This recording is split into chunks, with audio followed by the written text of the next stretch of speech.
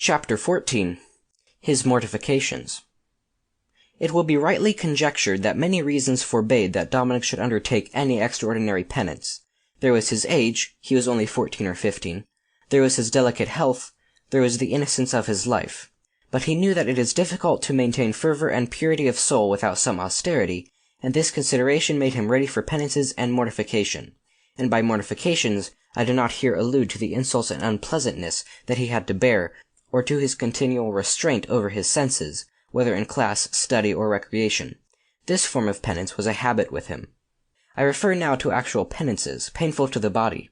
In his fervor and his devotion to the Mother of God, he had resolved to fast on bread and water every Saturday, but his confessor forbade it. He wished to fast during Lent, but after a week it came to the knowledge of the director of the house, and that too was forbidden. He wished at least to do without breakfast, but consideration for his health made it prudent to forbid that also.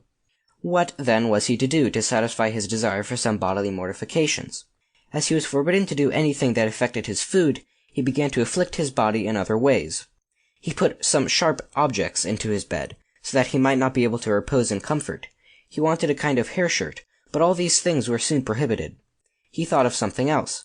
During the autumn and winter he managed to escape having extra blankets for his bed, so that during the cold of January he had only the summer coverings on his bed. That was discovered because, one morning, he was unwell, and had to remain in bed, and when the director came to see him, he saw at once that he had insufficient covering for that severe cold. "Why did you do this?" the director asked. "Did you want to die of cold?" "Oh, I shall not die of cold," he answered. "When in the stable at Bethlehem, or hanging on the cross, our Lord had less to cover him than I have now." He was then forbidden to undertake any penance at all without express permission, and this command, though difficult, was obeyed. Later on, I saw that he was in some difficulty. He said he could not reconcile the command of the gospel to do penance with the prohibition he had received. "The penance God wishes from you," I said, "is simply obedience. If you obey, that will suffice for everything. Can you not allow me to do some other penance?" "The only penance you are to do is to bear patiently all that God sends you in this life. But those things must be put up with by necessity."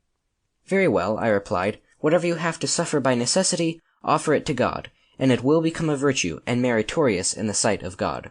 This counsel comforted his misgivings, and he was never disturbed in that way again. End of chapter 14.